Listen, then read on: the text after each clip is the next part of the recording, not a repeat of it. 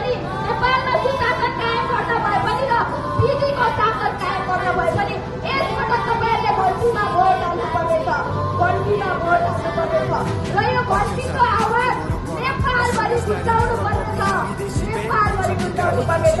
हामी युवा पुस्ताहरू हाम्रो देश हो, हामीले नै बनाउनु पर्छ भनेर हामी अगाडि बढिसक्यौँ। अब मात्र तपाईँहरूको साथको आवश्यकता छ। यो देश परिवर्तनका लागि भोट गर्ने कि नगर्ने? त्यसको लागि भक्त चाहिँ प्रसिद्ध हो निशब्द चोखो बोली जोसित त्यो सिर्जप्त हो देशव्यापी आफ्नो देशमा विधिको शासन ल्याउने कि नल्याउने? ल्याउने।